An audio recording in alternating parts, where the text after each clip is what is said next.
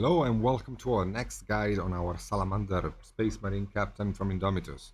One thing I have to tell you guys is between this guide and the previous one, I did a quick glaze of this acrylic ink, Talosanine Green from Liquitex, over the whole armor to give it a more strong green and less of a desaturated green. And I then reinforced the white highlights after the glaze has dried. This is literally all I have done, okay? I know that some patrons tend to work between videos a lot more. I don't do that much, but I really simply forgot to turn on the camera and show you. But it was just a glaze like I did with the flat green, exactly the same, just with the ink to give some vibrancy to the color and then reinforce the whitish highlights. Now, we're going to be working on all of the details that are left on the model pretty much. Maybe not the blade, we can do that on as a separate video. Let's start with the cloth. I'm gonna be getting a black, and I'm also gonna be getting a white. I currently don't have a white that I can use easily for this effect that I intend to do. So I'm gonna be using Light Flash from Vallejo. It's pretty much a white. It has a little bit of hint of red in it, making it pinkish. It is fine though for what we needed. I'm going to mix the two colors into a dark gray, and I'm going to use this dark gray to base coat our, I can go darker than this, to base coat our cloth on the model.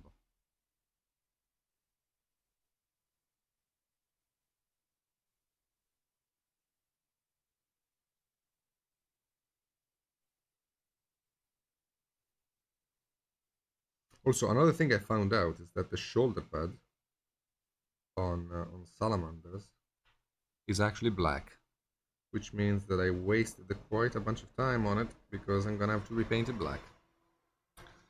Not a big deal though. Alright.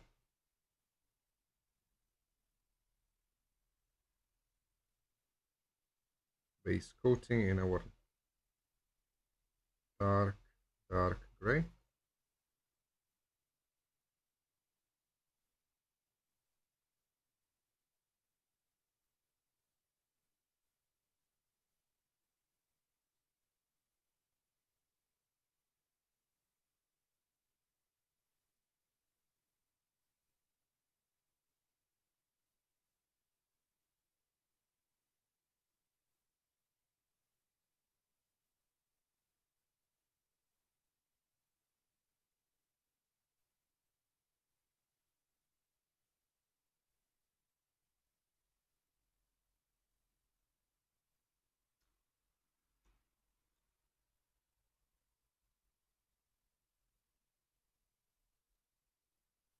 Okay, and now we're going to be stippling a little bit. I'm going to be adding some of the light flash to the dark gray. I'm going to be thinning it just a little bit. And we're going to tap the tip of the brush multiple times. I don't know if you can see what I'm doing. I'm going to try to, I can zoom in a little bit maybe. I'm going to tap the tip of the brush to create a texture. So right now I'm creating the highlight, which means my tapping is very quick, almost creating a layer.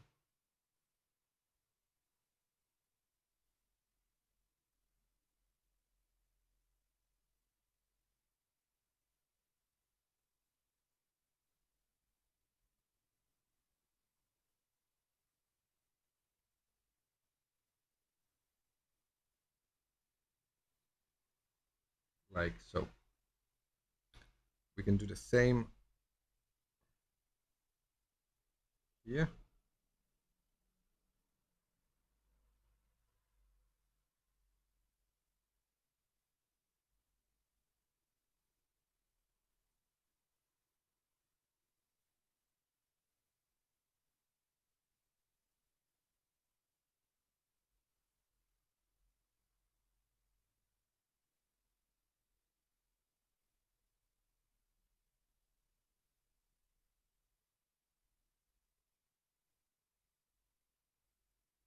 I am placing this I am placing this texture as much as I can on the areas where the model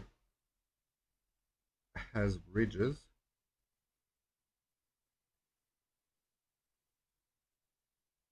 and I'm then going to extend this area a little bit, creating small stipples from the highlight towards the shadow, like so.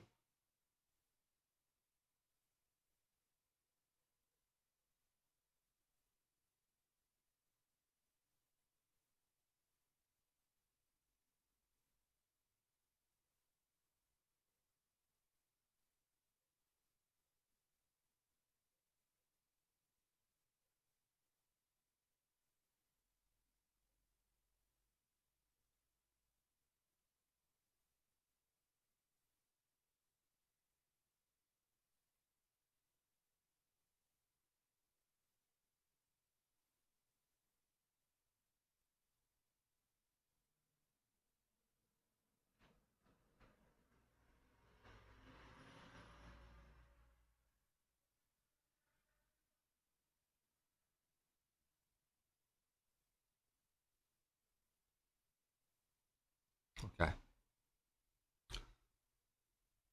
On the top here, towards the belly, we can go a little bit brighter. Just pick out the strongest highlights. Pretty much following the highlighting I did on the non-metallic.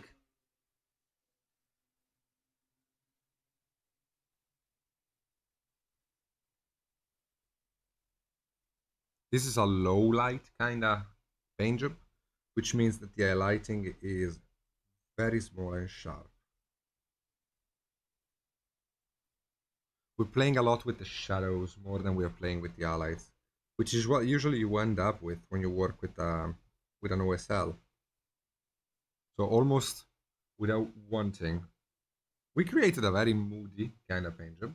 So far, it's still unfinished. So, but when it's done, I expect this model to be very, very grim darky to an extent. I hope you will like it.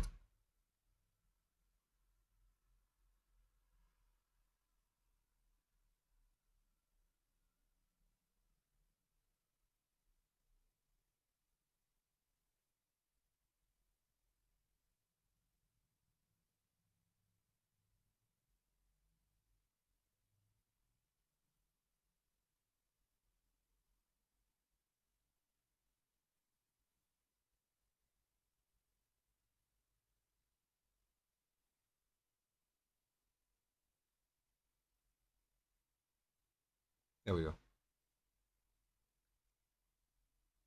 With this done, we can go back to our mid-tone, and we can pretty much call this cape done, at least the front. We can do a quick glaze with the mid-tone to blend the colors together a little bit.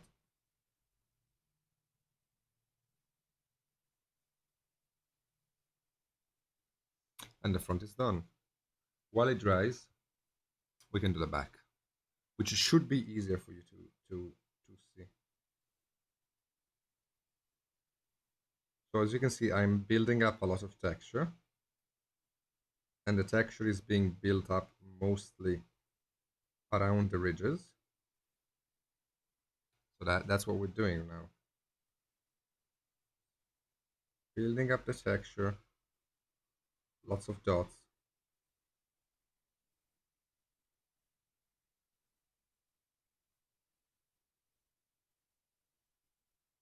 We're gonna let that dry. While we wait for it to dry, we can do the other.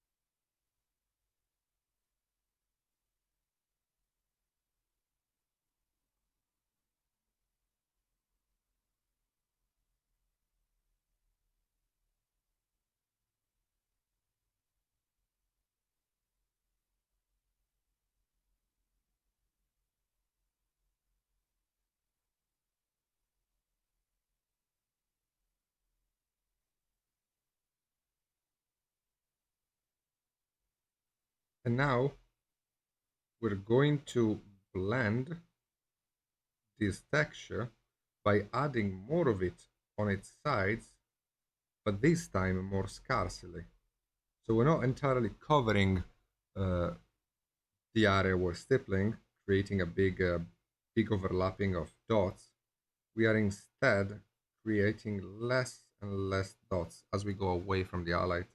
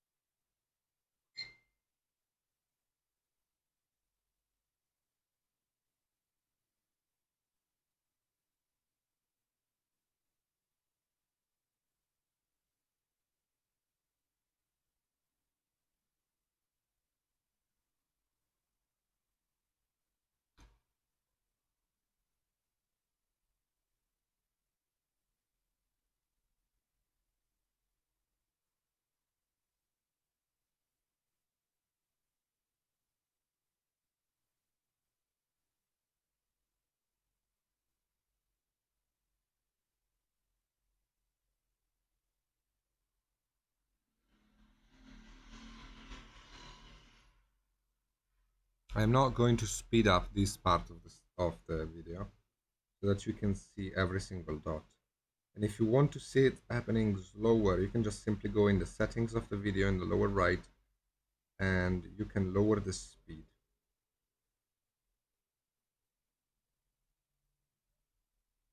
to see it happen a bit more easily.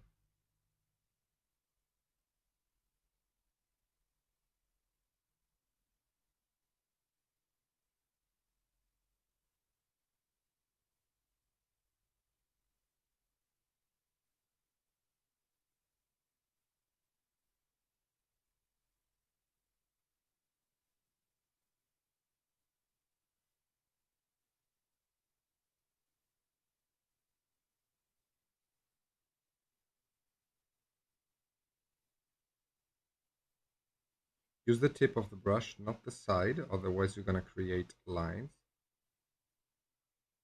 You want dots, right? So use the tip.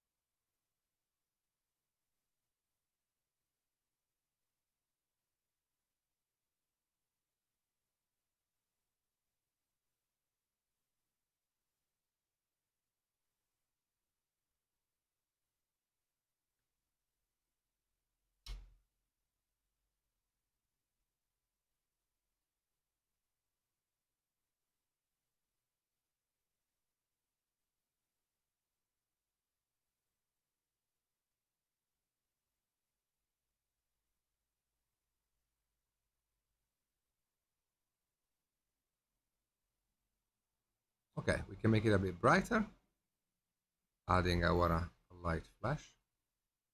We can push the highlighting towards the top.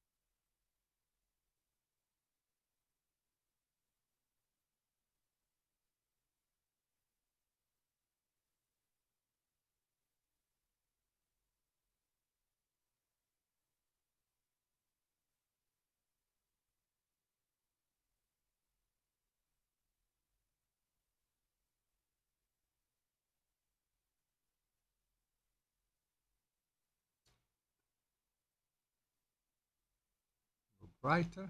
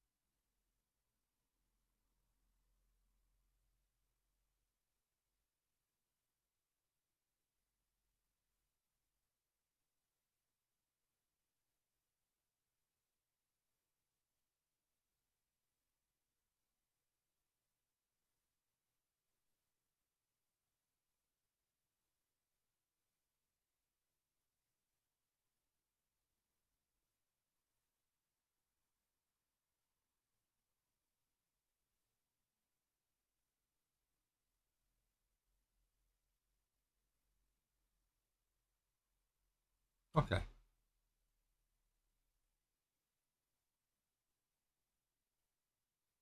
we can redo a bit of a glaze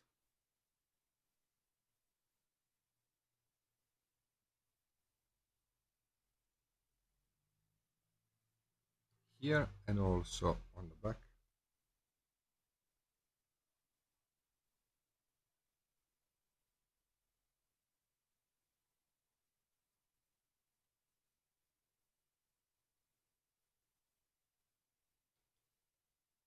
Okay,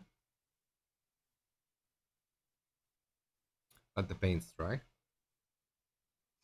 We can also add our OSL while we are here. So I'm gonna be getting my orange, slapping it on the palette.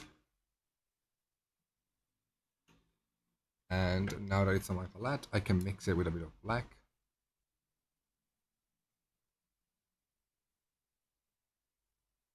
Thin it. And we can very easily glaze it. So like so.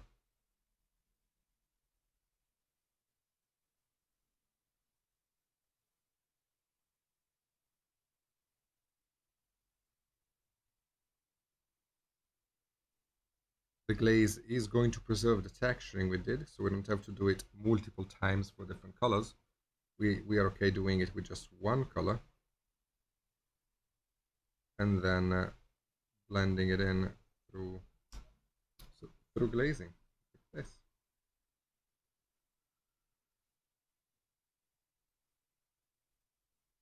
This makes it this makes everything a lot faster if you ask me. And the same in the front.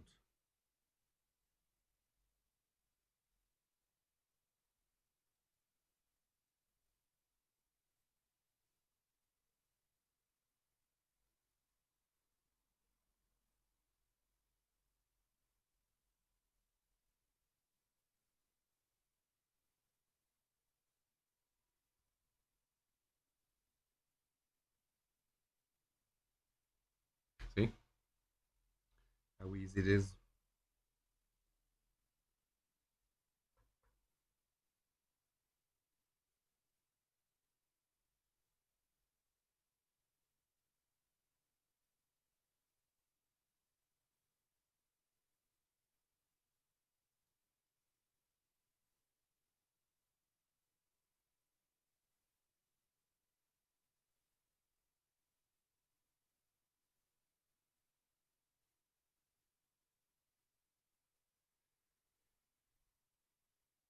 Don't touch the glazes too much while they're drying, otherwise they will come off.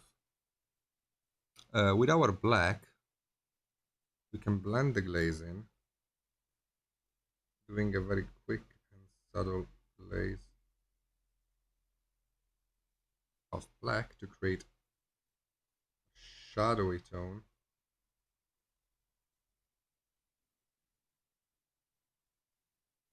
That will make the two blend together and make the orange look like an highlight, more importantly.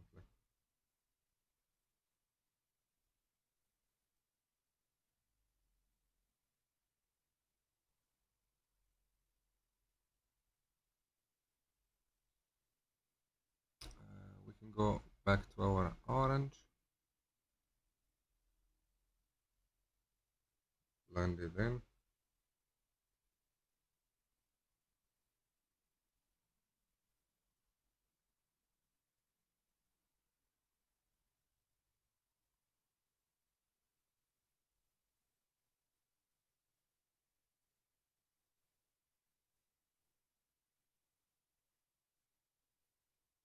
There we go.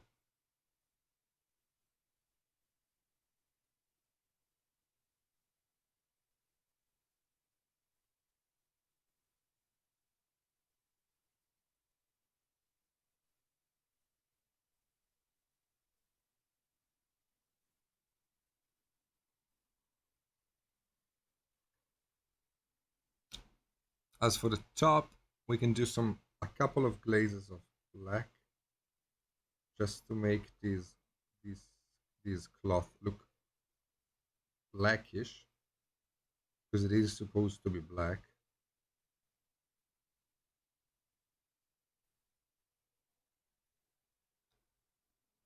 All right.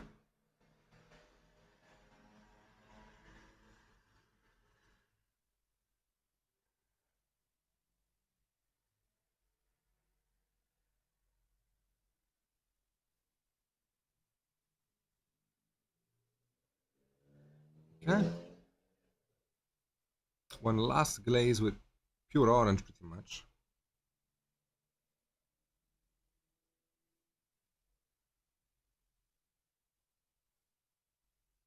Towards the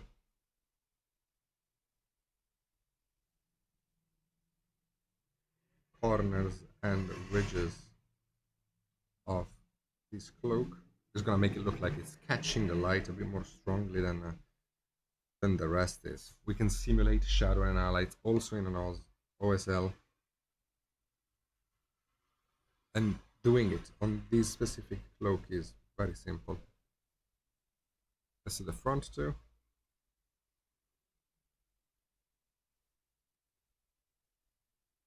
Again, the texturing we did is not wasted. Like it's still there. You can still see it.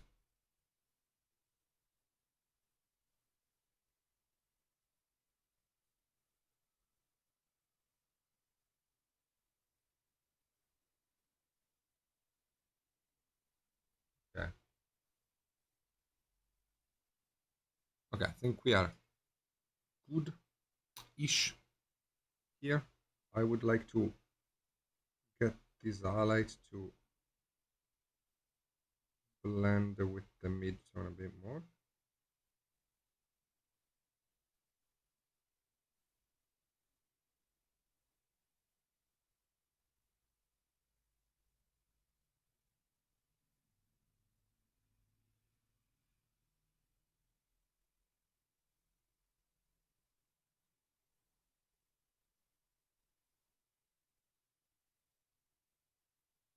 Okay. Let's get to work on some gold, shall we? I'm gonna be starting from English uniform from Vallejo model color.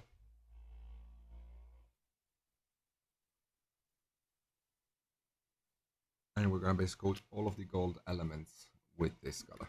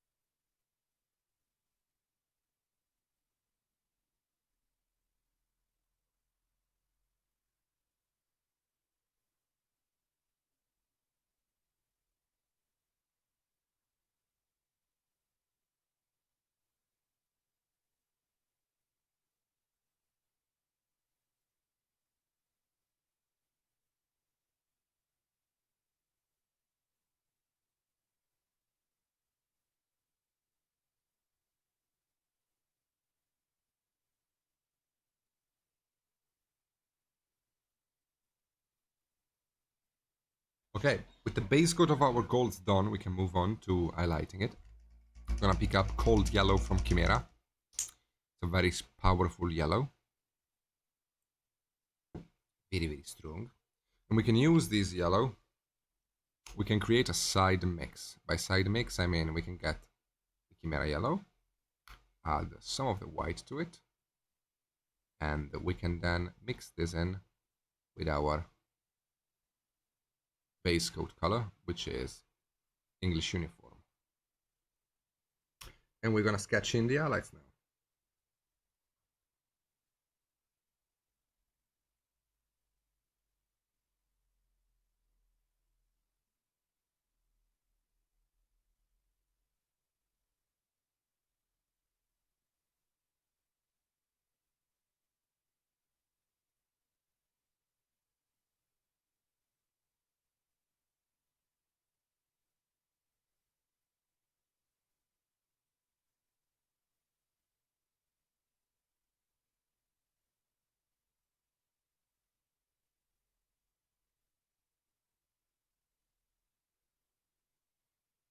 Let them cover. You're working with yellows here, which means the coverage is abysmal. Give it time.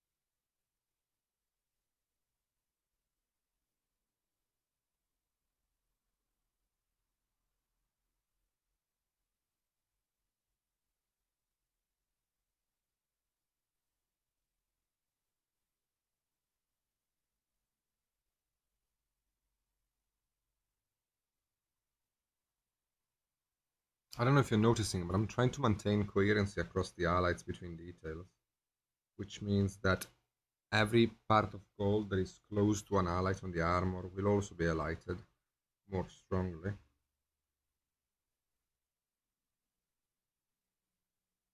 And if I can't do that, I will just follow the volume and the light source.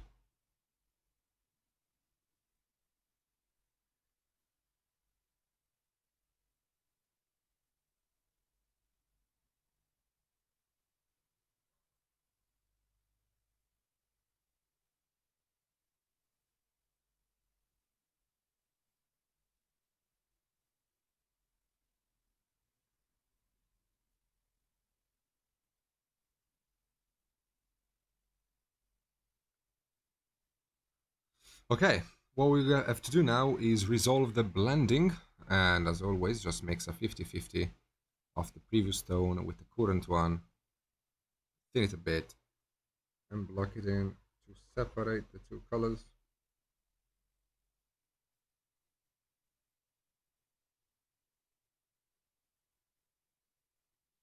Well, not really to separate them, to blend them.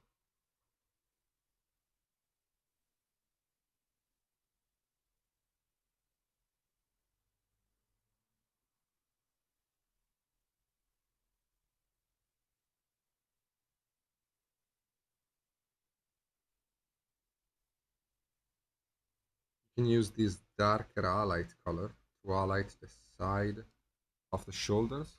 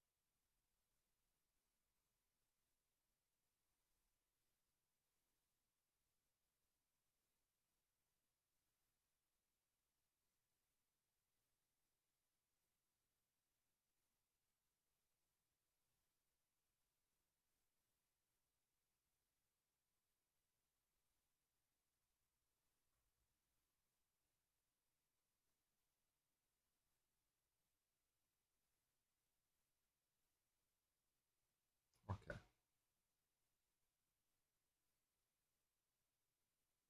And with our highlight blended, we can now work on highlighting. So we're gonna get our white with yellow in it, very, very bright.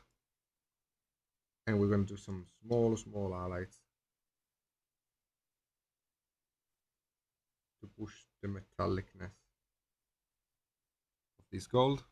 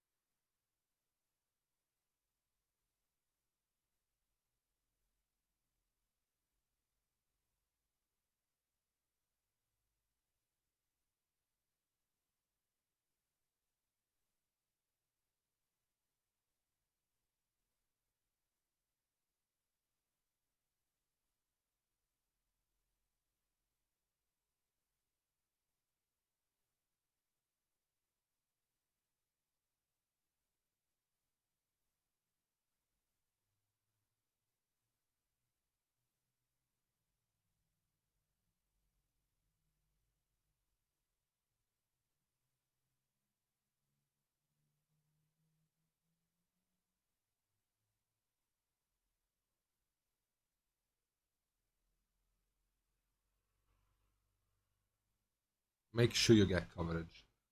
As always, make sure you get coverage when you're highlighting. Way too many times I see well placed highlight with the right colors, right value, right everything, just not working because the painter didn't bother doing that one more layer.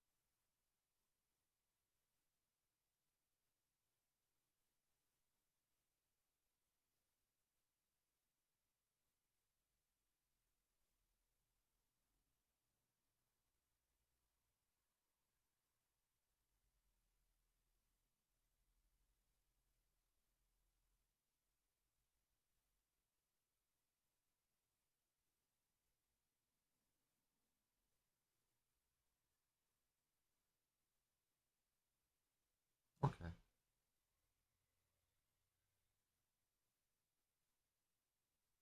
Now we have of course lost vibrancy doing all of this.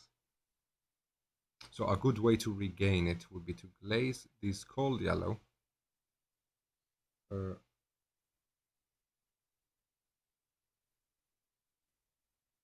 over the highlight areas.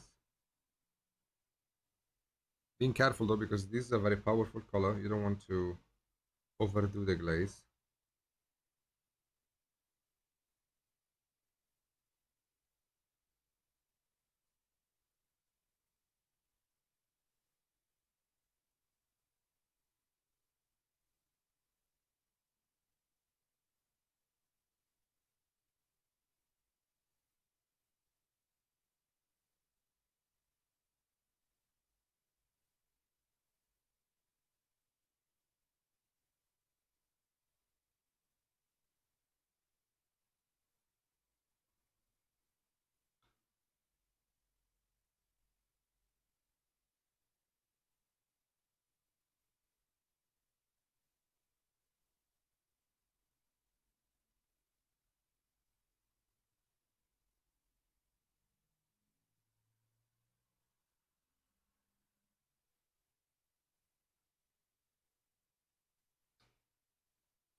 Okay.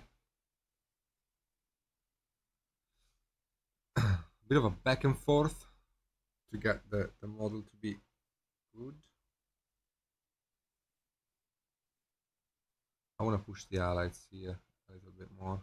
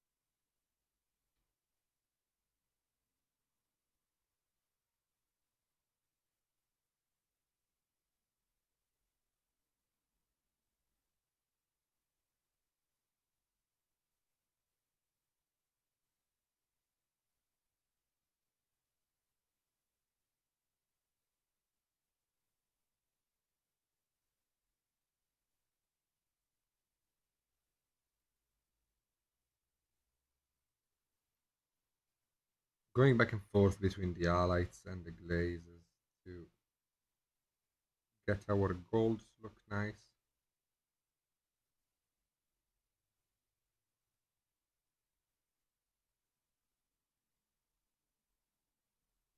I'm feeling like this is pretty good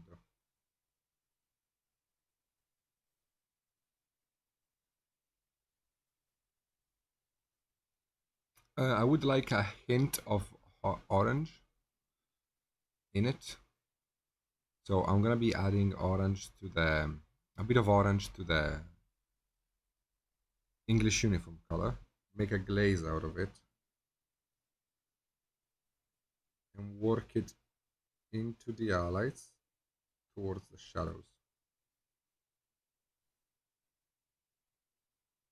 Doing this will make the gold look a bit warmer, and it's also gonna help with the color scheme because we have orange in the base for our OSL, right?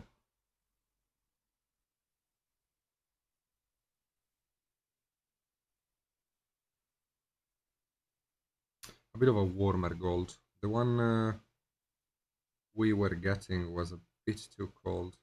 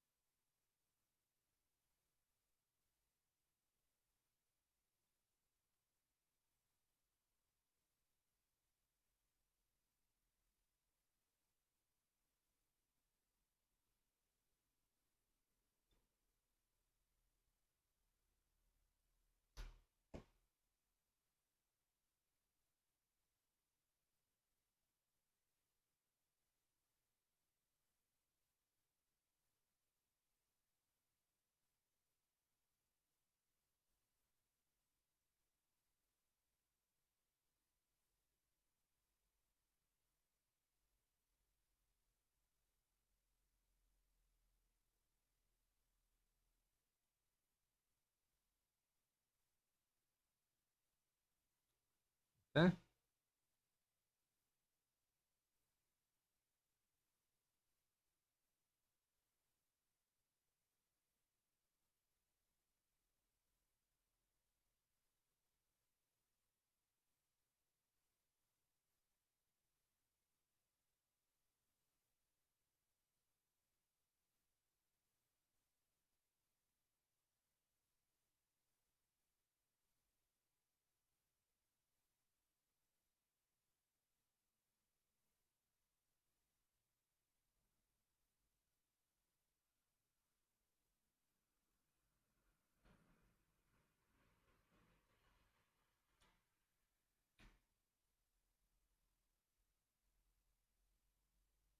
Back and forth between light and shadow. The way of the painter. Just trying to figure out how much I want to highlight this, how yellow I want it to be. I'm gonna move towards more of a warm yellow by adding orange to the cold yellow.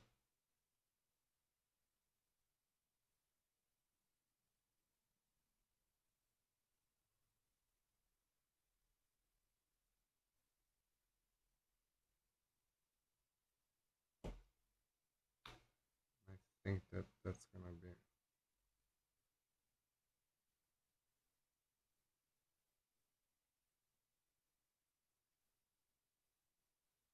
our final kind of version of the gold.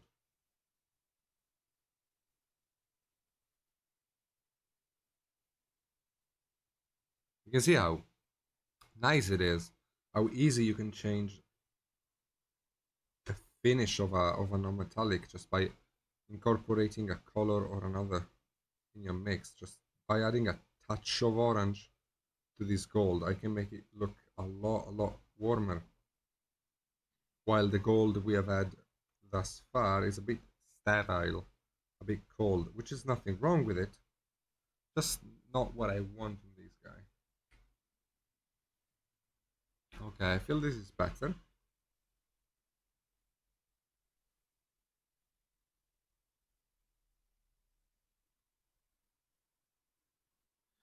Can go back and push our lights a little bit more.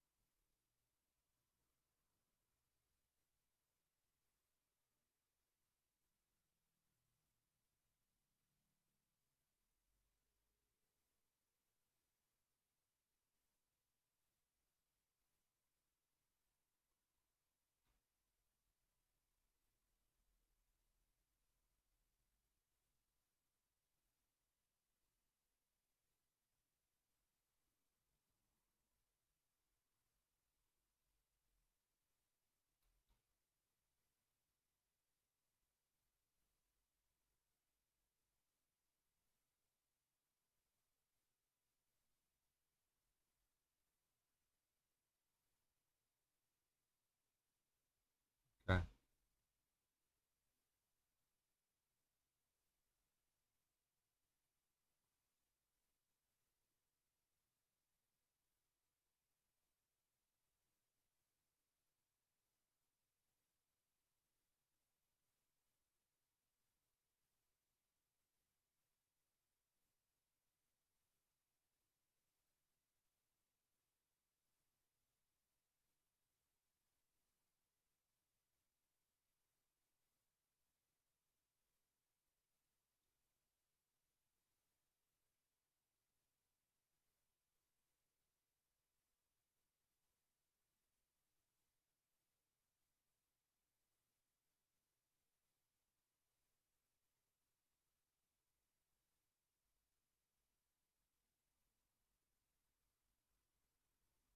Working on the other lights and where possible adding a last glint of light.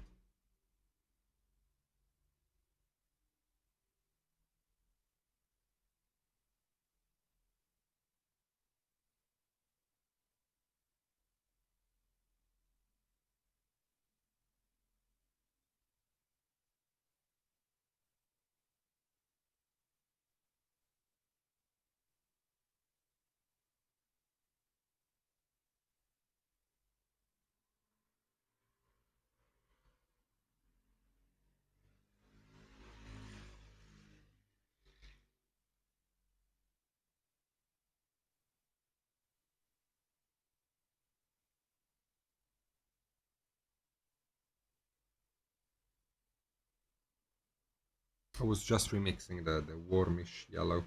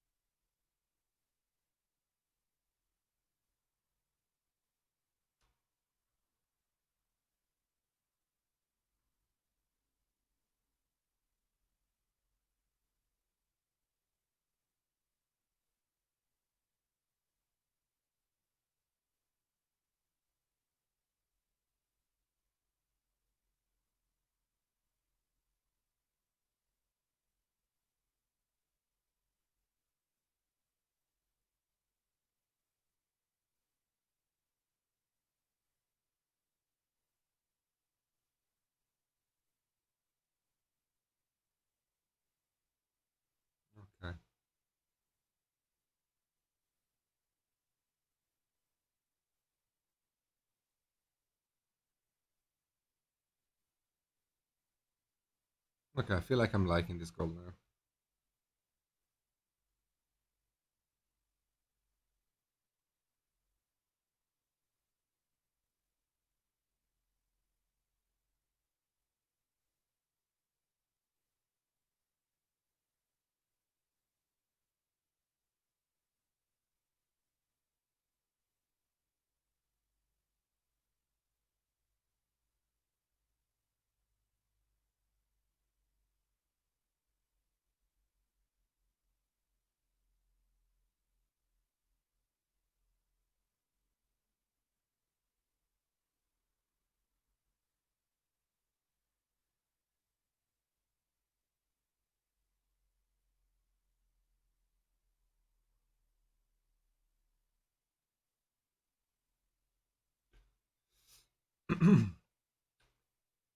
Again, gotta get pushing.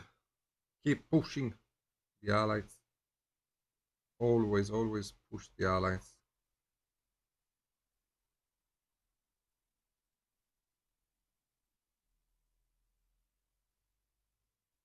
These newer GW models have a bit of a weird design because they clearly are made with the contrast paints in mind,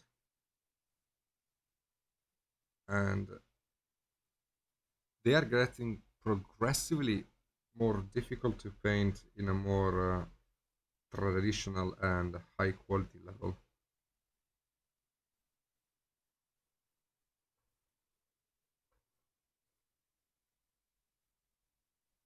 I believe, at least. I don't know, like all of these small details.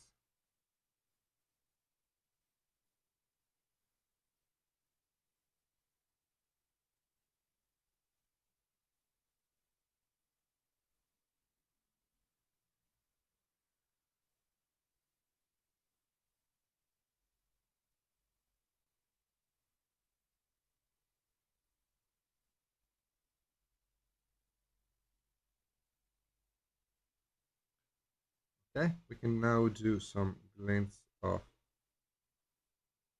pure white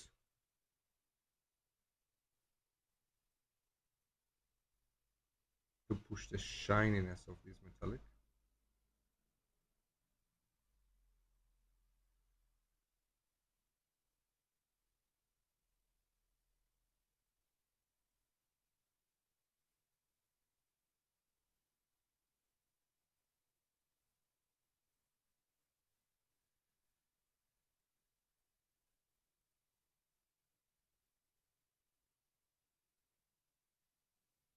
Just little dots. Because the armor is very bright, so we kind of have to bring this metallic gold to the same level of brightness. White balance the whole model.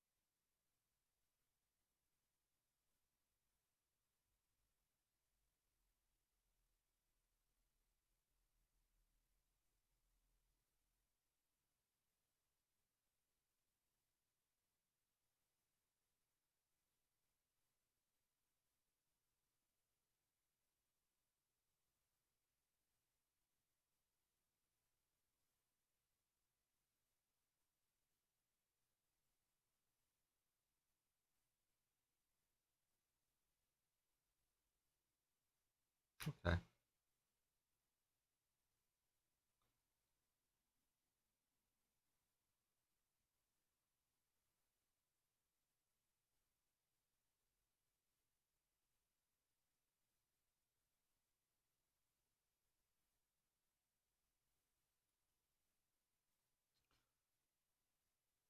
Okay, I think we're good for now. Let's move on to the other details on the armor. Before moving to the other details on the armor, though, I have made an executive decision. As always, mini painting is a living process and things change all the time. It's important to stay on top of that, as in, you don't want to dwell too much on something you think you finished when it isn't. And if you feel like you want to change it, you should. I was blending the golds off camera because I was using the same method I used for the armor. When I thought that maybe the armor would look a bit better if it had a more of a vivid green tint in its highlight rather than this bluish white tint, at least in the strong highlights. And to fix that, we're going to be using Moot Green from GW. I'm going to be glazing this color over the, the highlights. I already done it on the back of the model as a test to see if I liked it. I'm going to do it with you guys now on camera for the front. So we're gonna do a little bit more work on the armor. Again, it's a living process. It's important to learn from videos like this, I believe. And again, people like Banshee and other painters do the same thing. It's difficult to have a creative process set in stone. And like the ones you see done like that, which are like, you know, step by steps to get stuff done, usually hide a lot of stuff from you because they do it off camera and or don't have very good results, I believe. So in this case, let's go with our green. I'm going to glaze it on the lights. You can see it's already making a massive difference.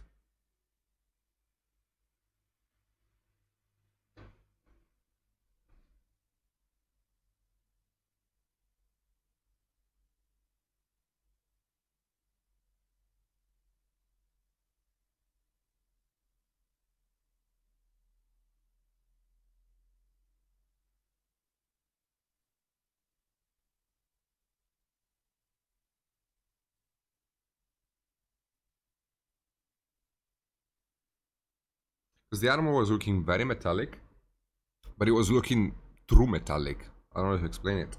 Like it was looking a bit too much metallic. Wasn't looking painted enough. Wasn't a metallic.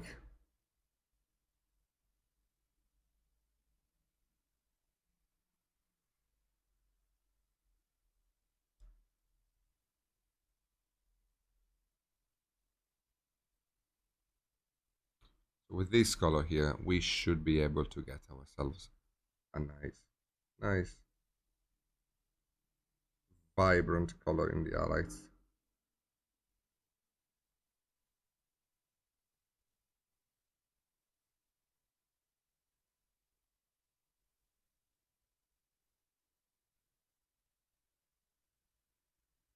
And again, I'm following the properties of glazing that I explained earlier, which is if you glaze on top of a bright color, it's a lot easier to modify its vibrance than it is to glaze on top of a dark color, which is why mini painters tend to go very bright, very desaturated in their highlights, because they can always modify them very easily with glazing, while you can't really do that if you stay dark and desaturated. Sorry, dark and saturated. It's always best to push the light, because you can always do this, than keep the shadows too strong, or the vibrance too strong.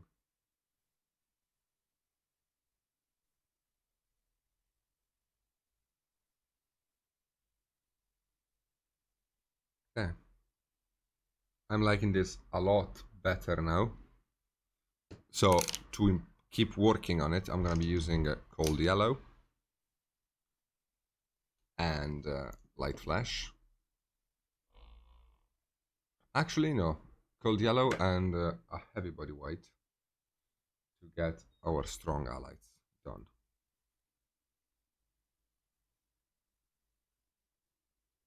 Okay, heavy body white, cold yellow from Chimera. We're gonna block them into a blend using some of this smooth green as well.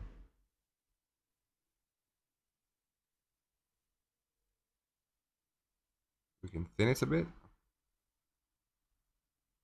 Okay, and with this very bright color, we can work in the highlights.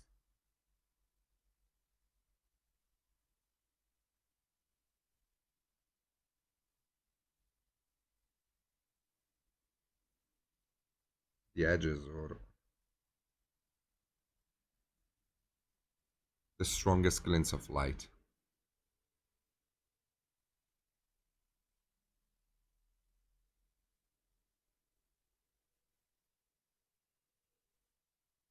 The armor we had earlier didn't look bad. Uh, Definitely it's a recipe you can use in your paint jobs, but it just didn't feel salamandery enough. That's why we're changing it to stay more in tone with the model, with the lore behind it.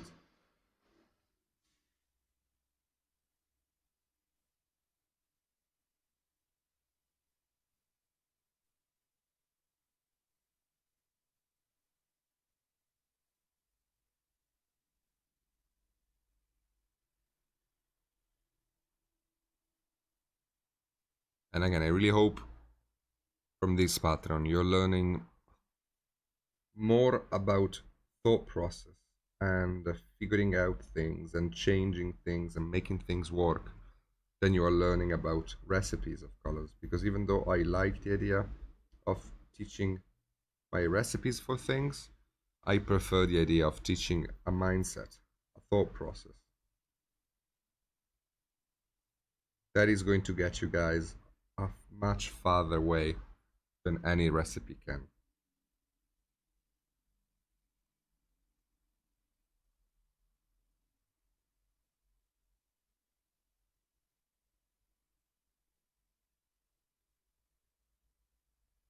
Understanding why I am making some changes, and you know, hopefully these changes will look better than they did before I did the change, and I believe they do. Like, why is a painter making a change? What is the thing that moves them to do it? And that's the real secret of painting, right? The decision making you take when making a decision that changes things so drastically on a model.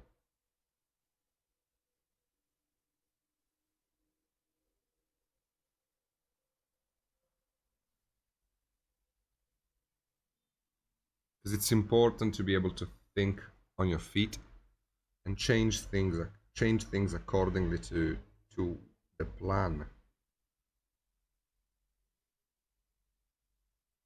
not dwelling too much on recipes.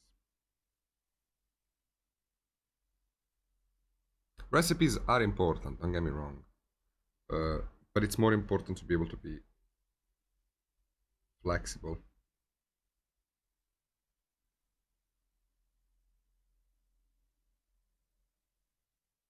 I'm locking the highlight, and then I will blend it in a moment.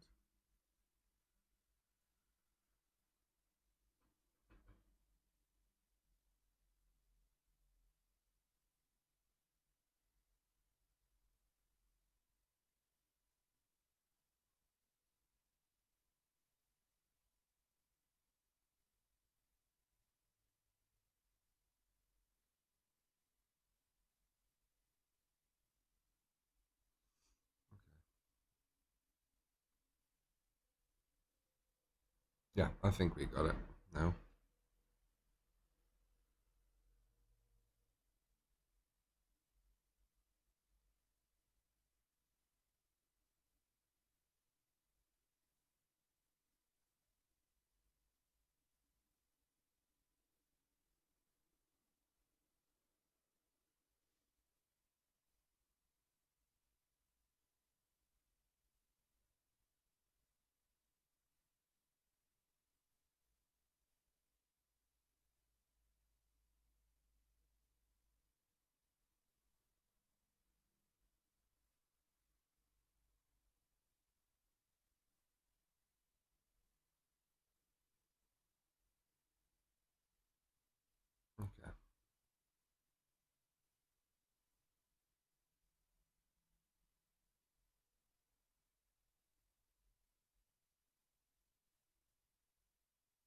This is also helping in getting the gold and the green to look like they belong to the same model.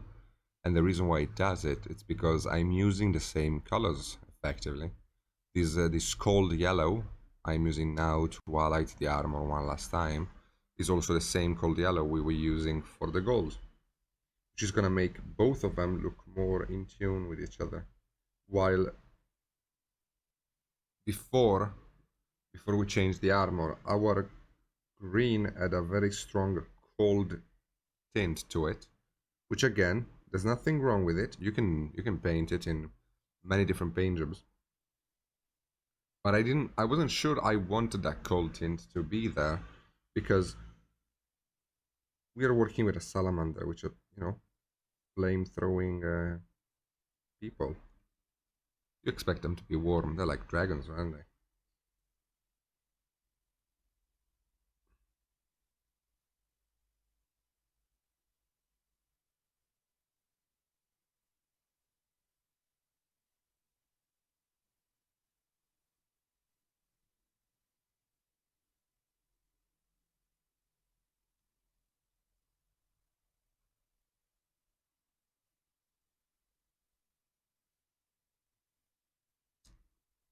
So by getting both colors to be part of different details, we are getting more cohesion across the paint.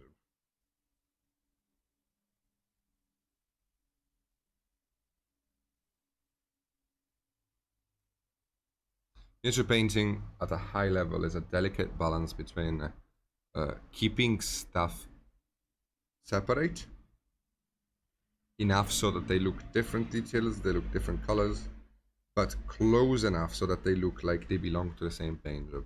A good way, an easy way to get those things to look like they are part of the same environment is by having a common shadow or a common highlight or both. Both is usually the case.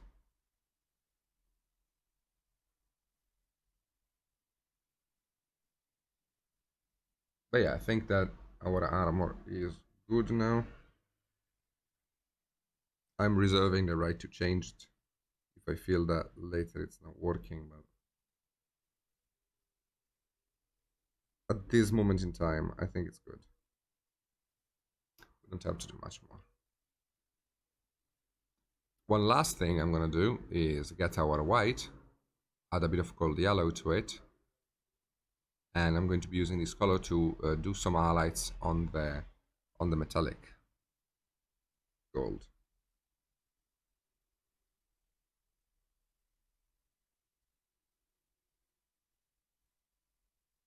I can have a bit more yellow.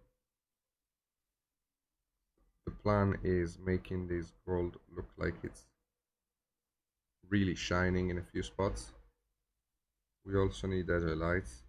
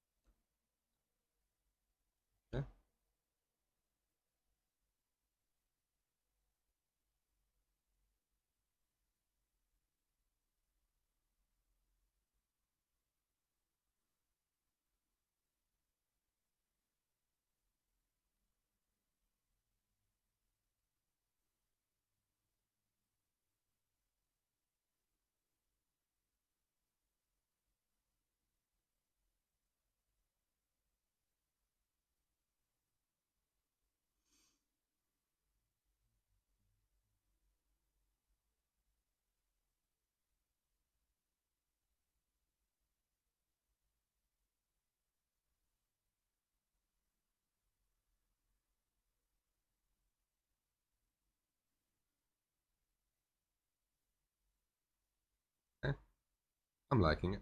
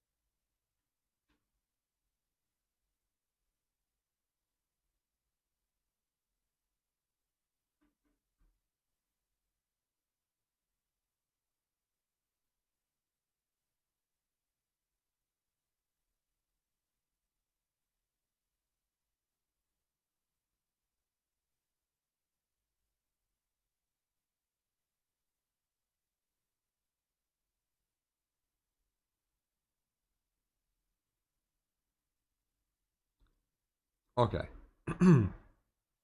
With this done, we can move on for real this time to the to the next color. I think I want to use the Hull Red to make a reddish leather effect. Salamanders use these colors in part of their uh, color scheme. I'm also going to be adding a bit of Scarlet Red modular color from modular to get a more reddish look to it. And let's go.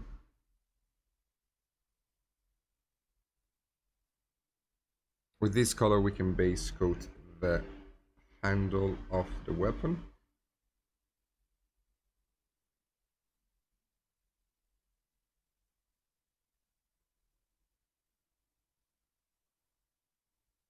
As well as the belt.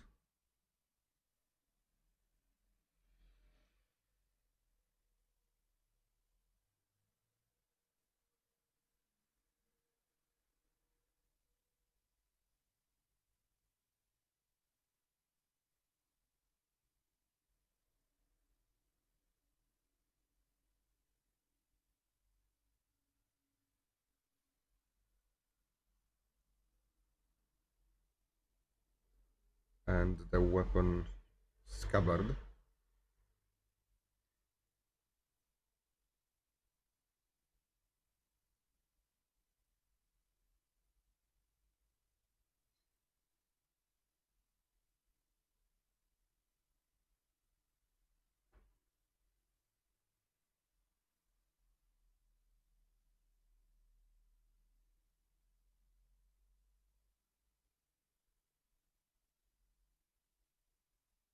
And I think nothing else.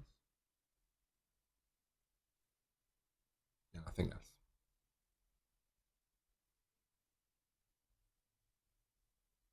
Okay, we can add a bit of white to this color to get like a grayish, reddish color. That's gonna work nicely for our leather. With this color we can simply highlight the strongest edges of the blade and also start creating some textures here maybe.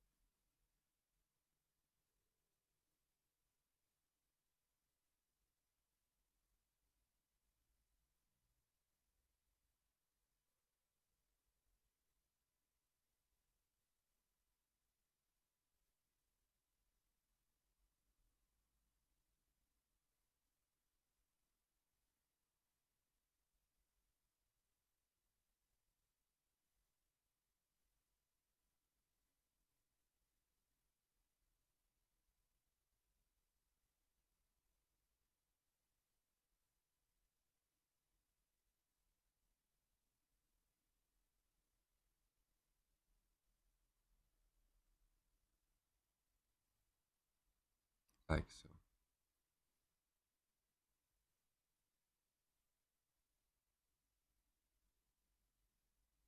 Keep the textures inconsistent, as in don't have always the same line. Do a sharp brush stroke. Don't try to draw it. It's not gonna work. Just quick brush strokes.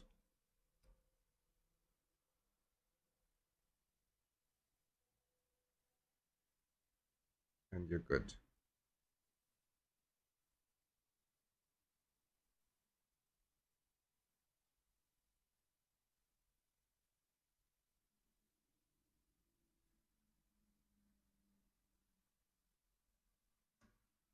Yeah, we can add a bit of that cold yellow mix we had earlier for our strongest lights.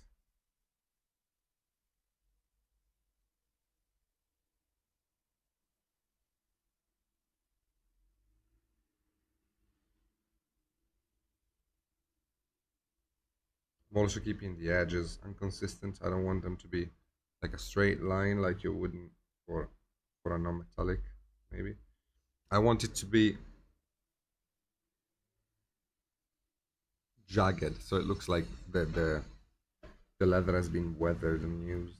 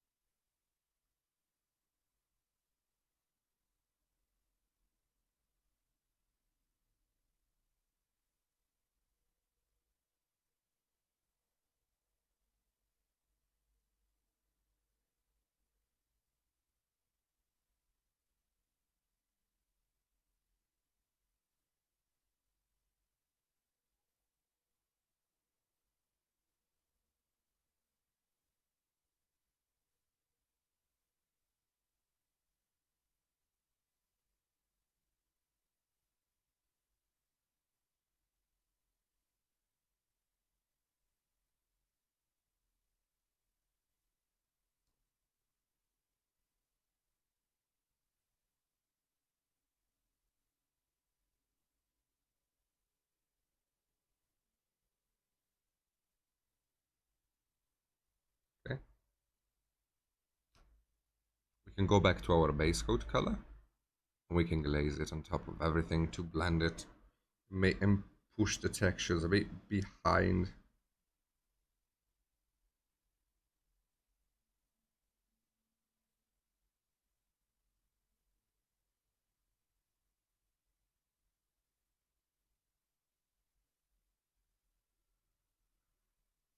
When texturing, is always good to be glazing on top of it a few times so that the texture gets pushed back and blends a bit more with the base coat, but also looks more like it's ingrained in the object and less like it's painted over it.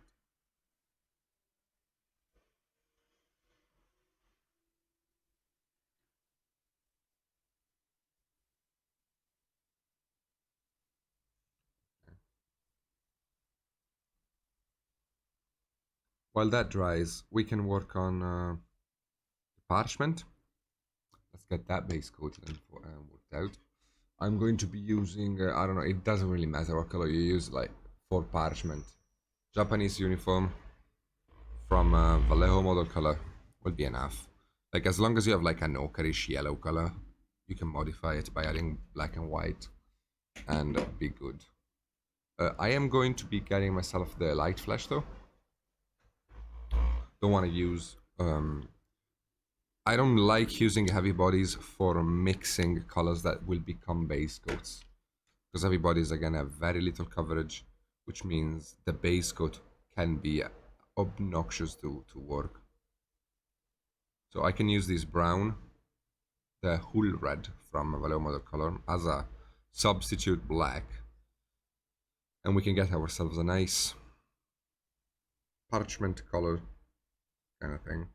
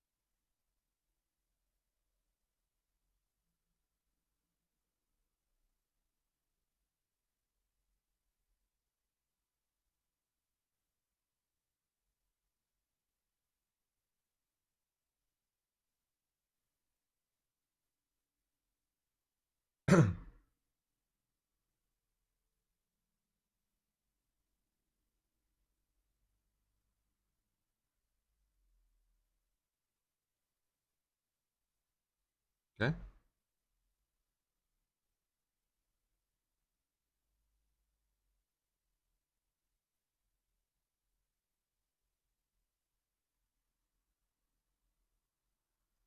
Okay, with this color base coated, we can add a bit of light flash to it, a bit of cold yellow to it, again to keep the highlights connected across the board. Just a very little bit, and we can block in our highlight.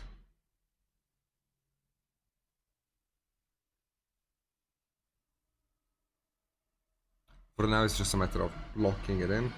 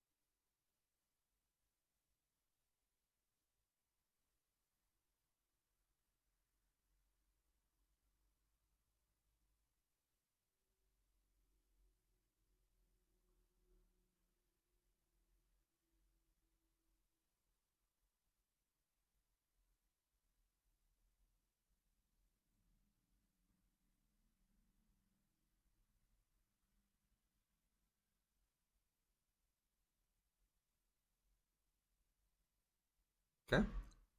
We can blend by mixing the two together, creating a 50-50 mix.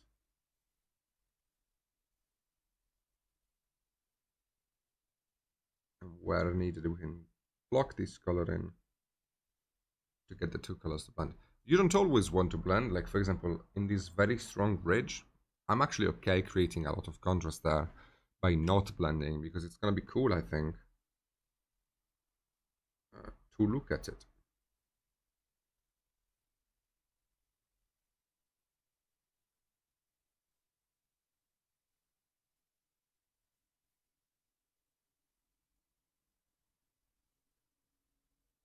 Don't worry too much about blending on parchment, because we are going to write on top of it. So that's gonna be effectively hiding our lack of blending anyway, but I'm gonna do it mostly because it takes no time to do so. Okay, with this done, I'm gonna write everything at the end when I do all of the highlights. With this done, we need ourselves a little bit of a light color, a turquoise from Vallejo model color, and we can highlight the highlights the armor things. I'll show you and you'll see what I mean.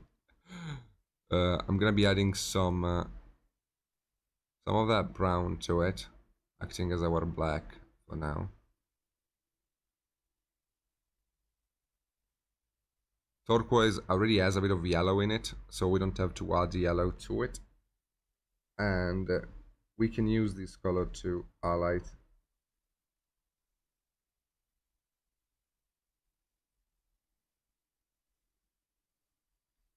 the area there.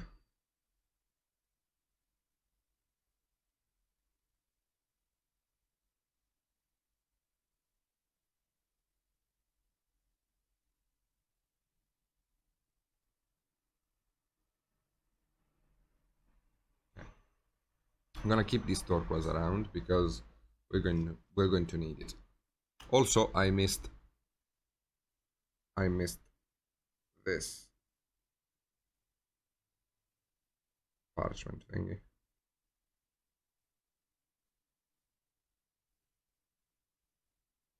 Going to be quickly web blending it.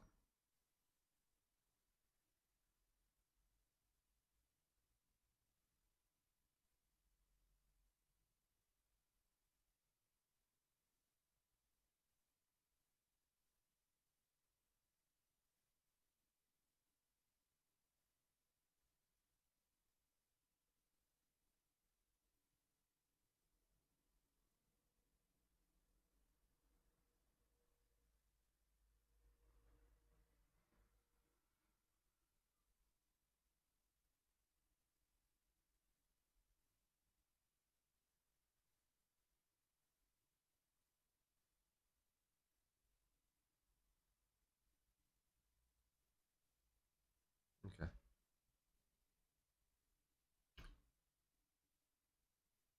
All we have left to do is the face, the eyes, and a few non-metallic details. And then we will be good with our main body, I think.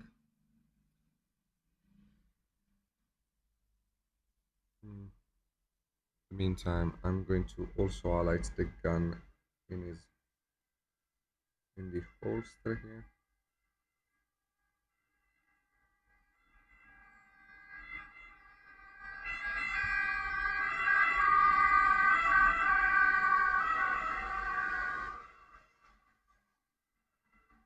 Sorry for the noise. I have no AC and it is summer. If I don't keep the window open, I will die. Okay. So that's good.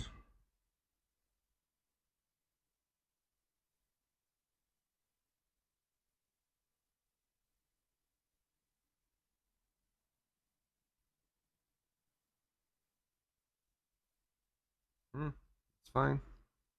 Yeah, we have a bunch of non-metallic metal to work on, but that's not a problem.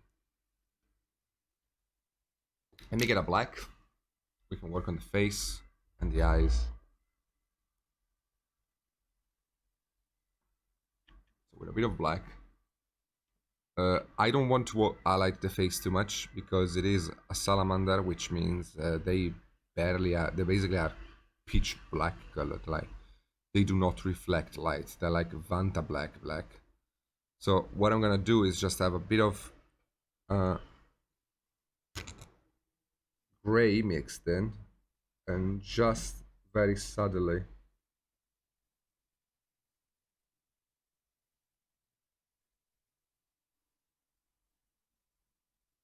into the cheekbone of the model.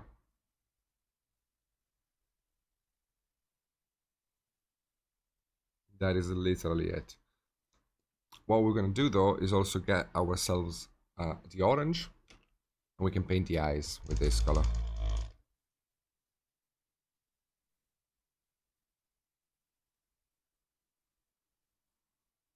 So I'm going to be adding white to this orange to improve its coverage. Titanium white, which is the color present in white paints or paints that have white in it, improves coverage.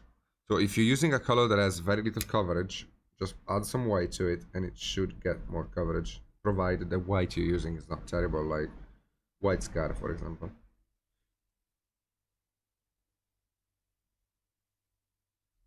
We're gonna paint the eyes in.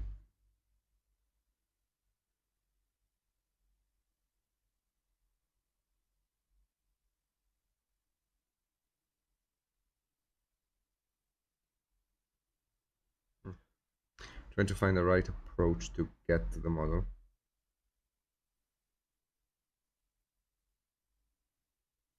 Yeah?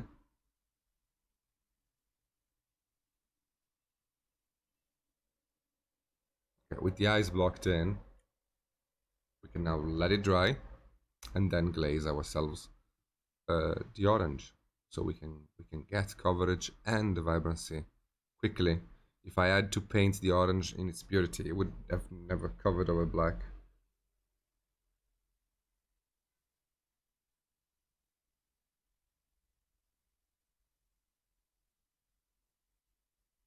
There we go. Okay, we got our eyes. We can keep going with the gray and use the very same gray we used to highlight the skin tone as a base coat for our non-metallic.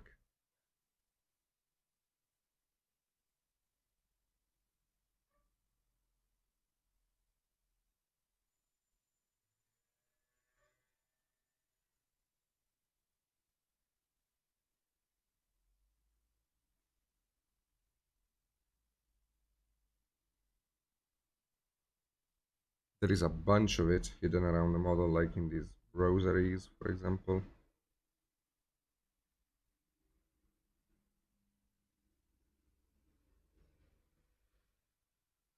I mean, the blade is obviously non-metallic. For now, I'm not gonna work on it though. I wanna concentrate to the on the blade later. I don't want to do it with the other non-metallics.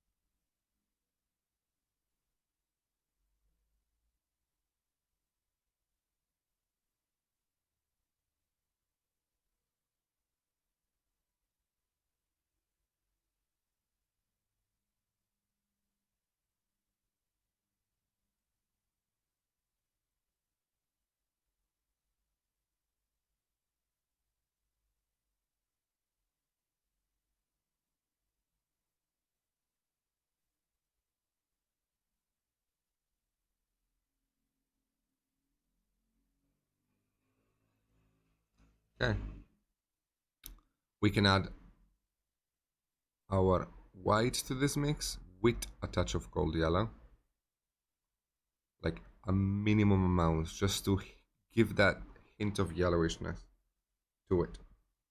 And we can work on highlighting it now.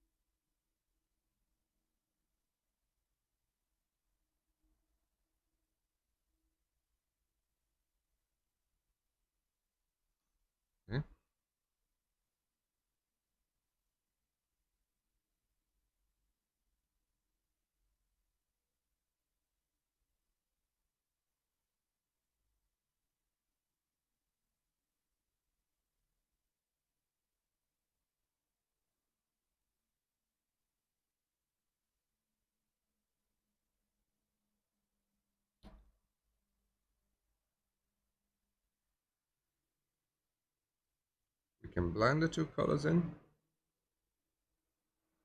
Same way we usually blend, with a mix of the two.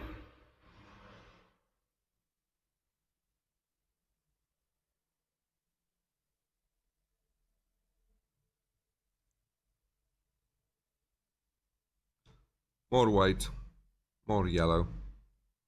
We can keep it very, very bright now.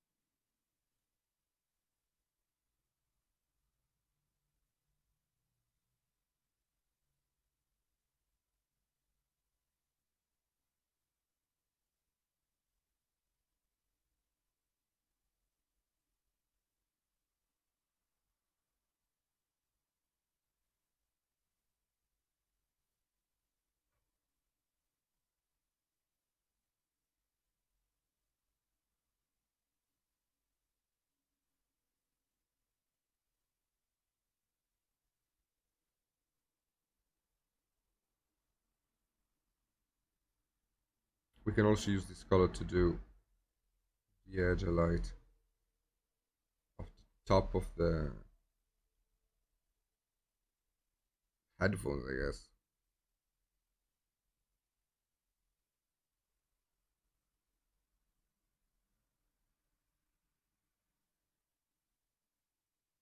Yeah.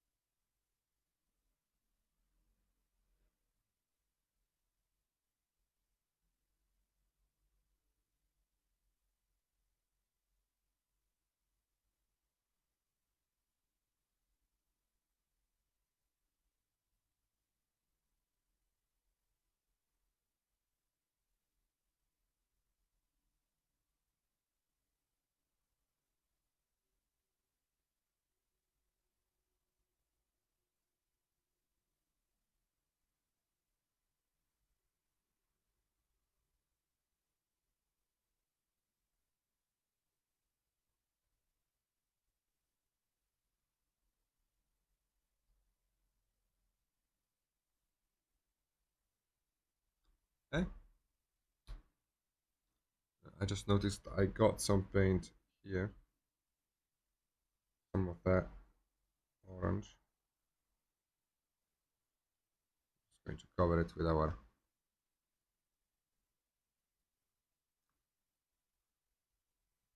I keep forgetting. Mood green. Sorry. Okay, now with pure light flash, we can do our last highlight. Just push it to the max.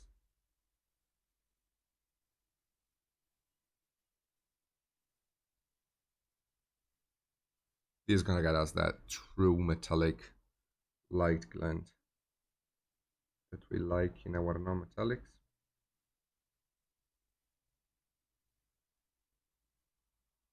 Like so.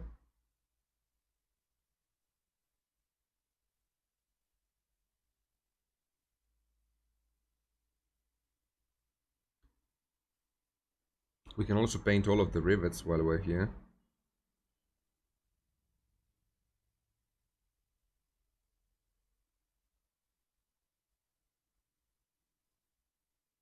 And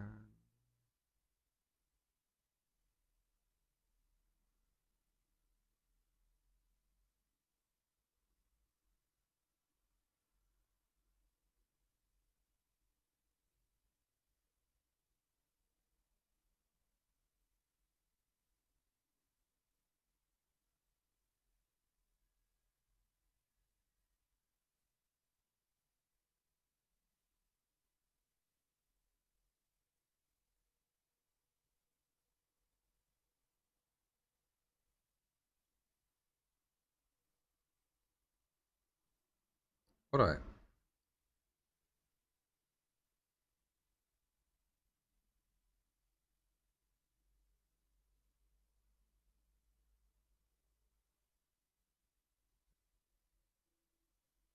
That leaves us to a couple more things to do.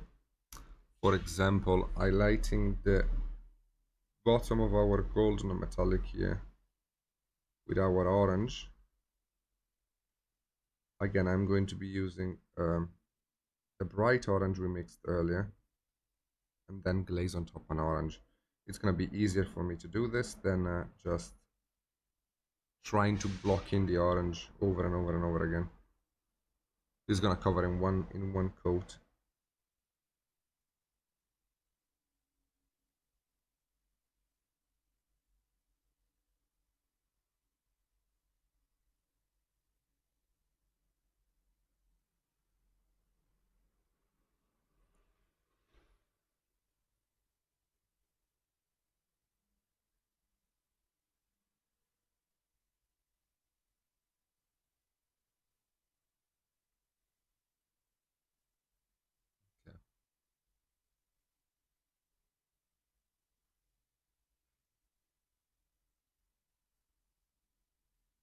Okay. Okay.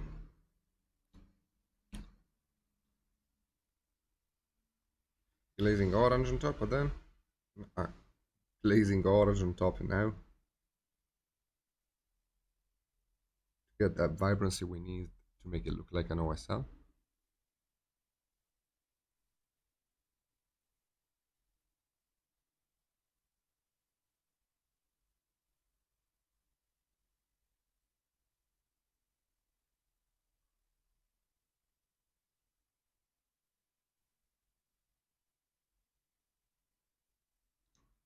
Okay. We can also get ourselves a bit of a stronger orange. And again, you can see that how much of an alive process all of this is.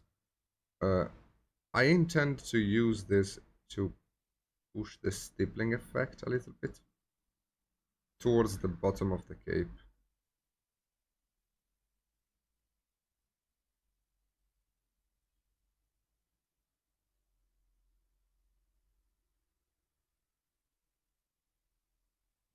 To make it really look like there is a strong light hitting it.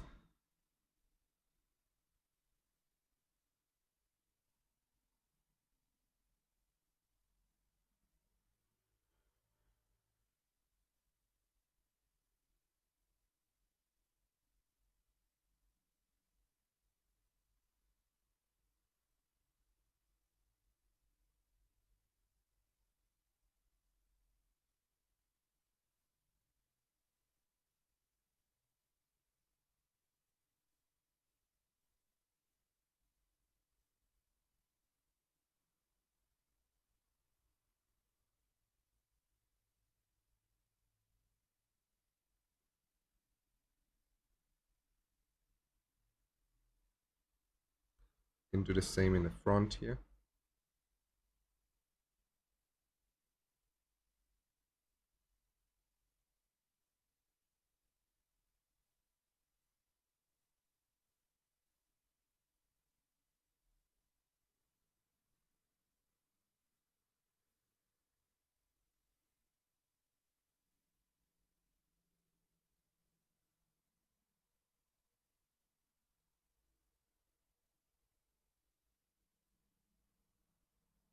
Okay. And lastly, you should know by now, a little bit of a glaze of orange to blend.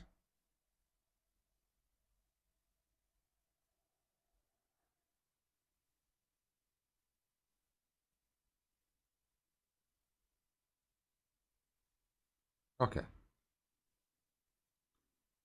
With that sorted out,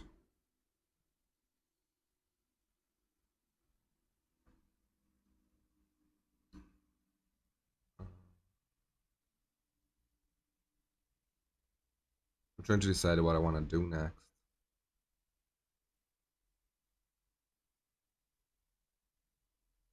Yeah, we can do the edge highlights on our parchment. So I'm gonna be adding quite a bit of white to it.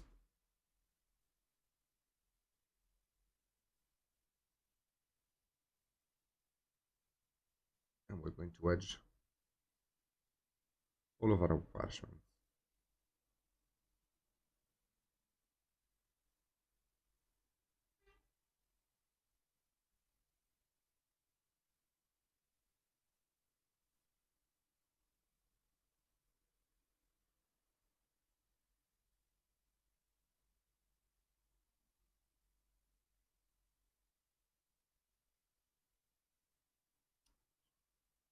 Oops. The model tried to escape my clutches. Okay.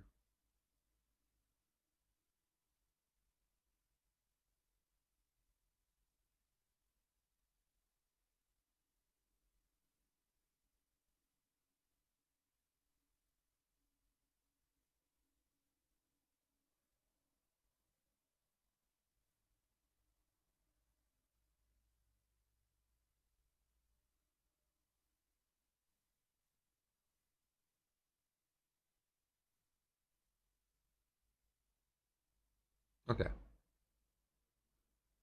Uh, the little parchment here.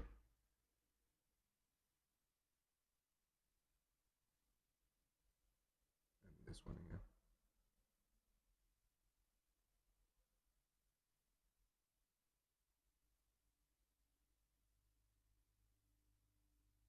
Don't worry too much about being clean when doing parchment. If you intend to write on top of it. If you aren't, be clean. But if you are going to paint over it with texturing to write, there is no need to be super clean with it. That doesn't mean go thick and awful. Just you have to blend, but not super smoothly. Okay, with this done, we can highlight the tubes on his face with a bit of our light bluish color.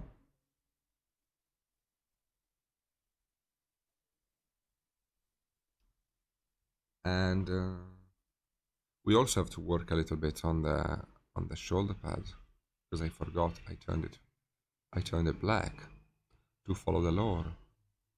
So I'm going to be making myself a mix of a dark blue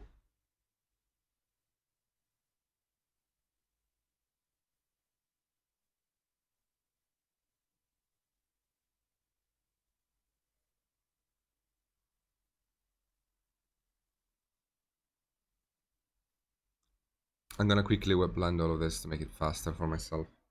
As the blue is drying, I can go back to the black and block it in, reinforcing the blue as I go.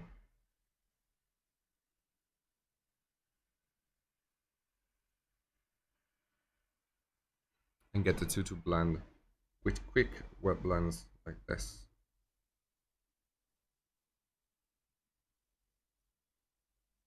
And then we can add some bit of yellow and some white to our dark blue, again to keep up with the highlighting scheme we had.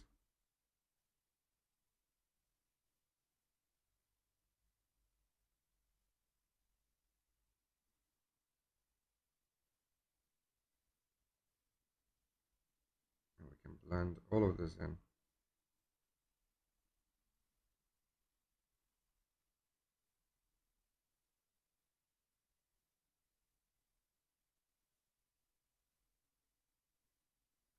Very quickly, very easily.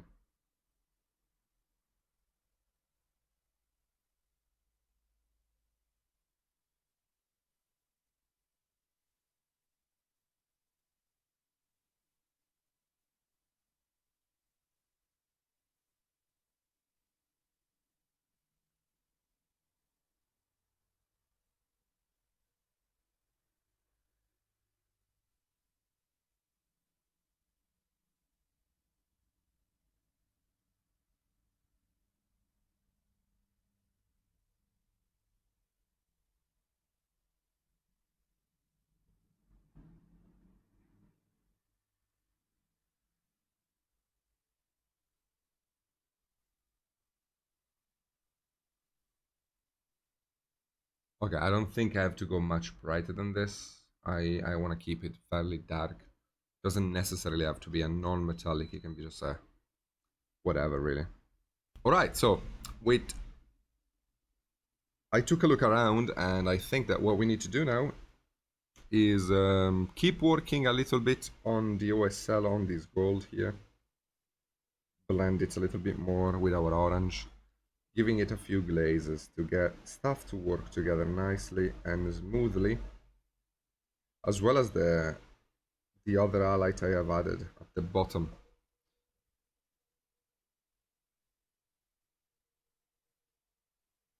Here.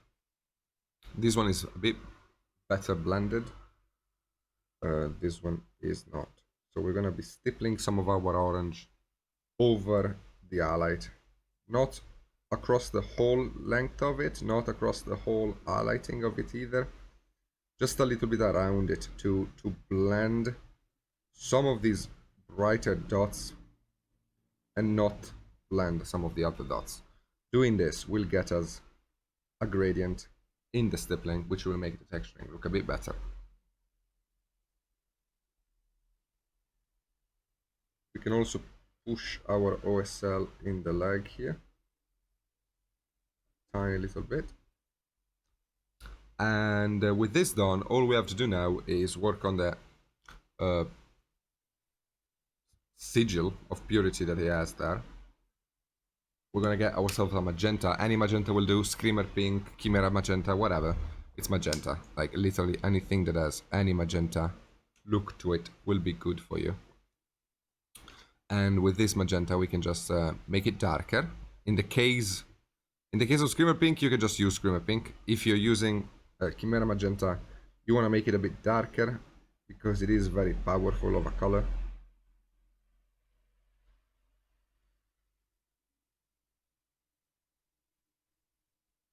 And after having made it darker, we can make it brighter again, adding some white. But because of the black added to the magenta, we're gonna get a more grayish pink. There we go with that. So now I'm going to spend a little bit of time off camera fixing everything. And by fixing everything, I'm not meaning doing any magic tricks that you don't know about. I just mean, you know, pushing the highlights where I feel like they could be stronger, like little dots like that. Improving the blending and doing all of the things that, you know, you would normally do to fix a paint job. It's things you have seen me do millions of times. I don't think you have to see it. I don't want to waste your time. And my hard disk space as well. But I think that, you know, I don't have really much to do.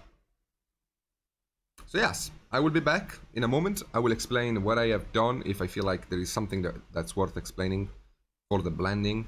And then, actually in the next video, we'll see you in the next video because we are done with the guy. What we have to do is the blade and the shield, so we're going to be doing those. So I think we have 2 more videos to go after this one. We have blade and shield to paint it, and then we have a last video, which is going to be the freehanding stage, where we add the parchment, add the writings on the parchment and stuff like that. So yes, I will be seeing you in the next video when we do the blade and the shield.